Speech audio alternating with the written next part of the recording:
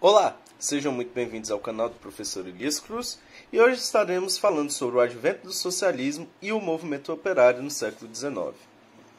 Se imediatamente após a Revolução Industrial do século XVIII, os pobres expropriados desfaziam-se num proletário nascente que aprendia a lidar com as fábricas e a exploração de sua força de trabalho, no século seguinte, século XIX, o ideário socialista exerceu enorme influência na organização dos trabalhadores em sua liberação dos domínios ideológicos, político e de classes exercidos pelos donos de capital. O século XIX foi marcado pelas discussões sobre a natureza da sociedade e a direção para a qual ela estava se encaminhando ou deveria se encaminhar. De um lado, havia aqueles que aceitavam a maneira pelo qual o mundo estava se conduzindo, e de outro, estavam elementos que se opunham à ordem vigente. Os descontentamentos sociais decorrentes do novo modelo deram origem a uma nova ideologia, o socialismo. A literatura marxista refere-se a esses primeiros teóricos como utópicos, porque eles acreditavam na possibilidade de uma transformação social total que compreendesse a eliminação do individualismo, da competição e da influência da propriedade privada, de forma pacífica, sem o reconhecimento da necessidade de luta e do papel revolucionário do proletário para realizar essa transição. Para Saint-Simon, a sociedade estava dividida entre ociosos e produtores, e necessitava de um governo de trabalhadores, isto é, de operários industriais, banqueiros e comerciantes. Ele aceitava a livre empresa e o lucro dos capitalistas, desde que estes concordassem em assumir certas responsabilidades sociais. Charles Fourier propunha mudanças para a sociedade a partir de uma organização baseada na associação e no cooperativismo, que permitisse aos homens o desenvolvimento pleno de seus talentos. Ele afirmava que a última fase da história seria o socialismo. Todos obedeceriam às normas cooperativistas e viveriam em edifícios, especialmente concebidos para a felicidade humana, os fanlastérios, que, na ideia dele, eram comunidades de produção compostas por apenas 1.800 trabalhadores. As ideias de Robert Owen, ao contrário daquelas dos teóricos anteriores, apresentavam-se como uma continuidade de temas do iluminismo. Para Owen, o caráter do homem era formado pelas circunstâncias e, portanto, a reforma da sociedade envolveria a criação de circunstâncias que associassem a busca da felicidade com a harmonia e a cooperação, em lugar da concorrência e do conflito.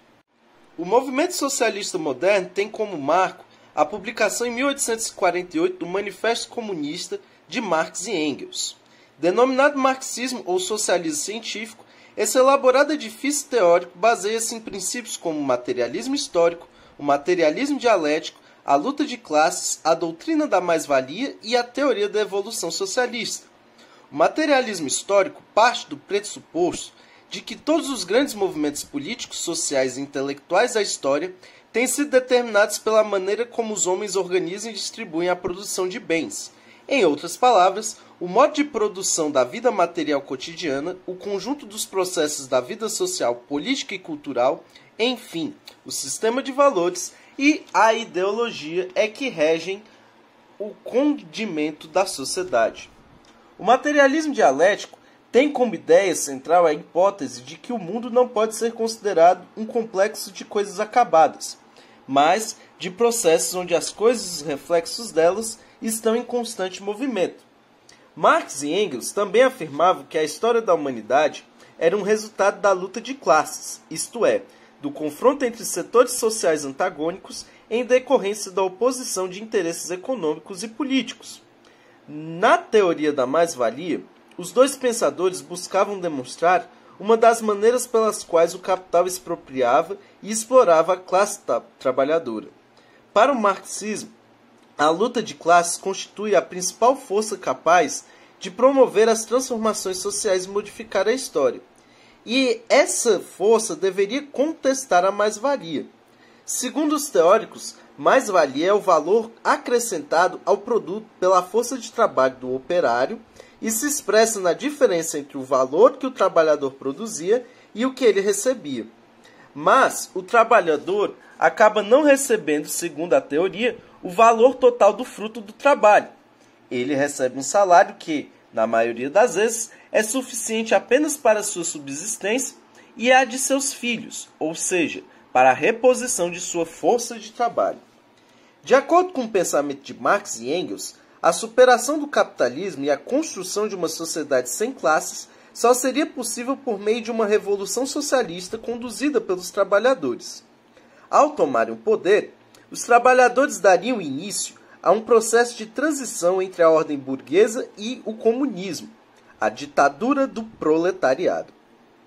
O final dessa transição seria o comunismo, uma sociedade sem classes, sem propriedade privada dos meios de produção e sem Estado, na qual cada pessoa trabalharia de acordo com as suas capacidades e receberia um salário proporcional às suas necessidades. Tal como as ideias socialistas, o anarquismo floresceu no final do século XVIII a partir das considerações de William Godwin, que propôs uma nova maneira de organização social. A palavra anarquismo, de origem grega, não significa desordem, e sim sem governo. Por essa razão, os teóricos anarquistas discutiram a possibilidade de consolidar uma sociedade na qual o homem se afirmaria por meio de uma ação própria num contexto sociopolítico de liberdade, sem a opressão de nenhuma instituição, principalmente dos governos. Eles rejeitavam qualquer autoridade, pois viam nela a fonte básica dos males humanos. Também não admitiam o Estado e a sua organização burocrática, considerando-os responsáveis pela consolidação da ordem política, econômica e social da burguesia liberal. A divulgação do socialismo de inspiração marxista foi possível sobretudo pela formação das associações internacionais dos trabalhadores e depois as internacionais comunistas. Conhecida como Primeira Internacional, a Associação Internacional de Trabalhadores, AIT, foi fundada em Londres em setembro de 1864. Consistia basicamente numa federação da classe trabalhadora de vários países do oeste e do centro da Europa. A associação admitia tanto os membros individuais como organizações locais e nacionais. Um conselho geral eleito em seus congressos, normalmente anuais, teve sede na capital britânica até 1872. A primeira tentativa de organizar um governo socialista aconteceu em Paris, na França, nos finais do século XIX.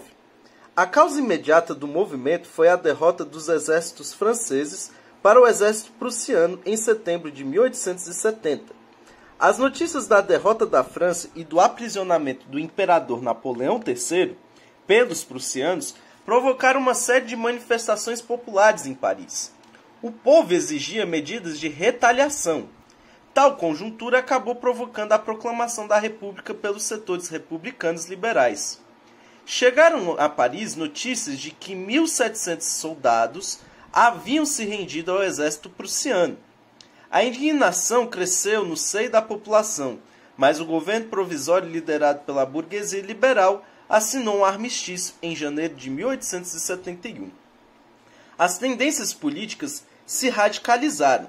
Uma vez que a população parisiense exigia reformas que incluíam modificações no direito à propriedade, pressionado pela população, Thiers, que era o chefe do governo provisório, transferiu o governo para a cidade de Versalhes.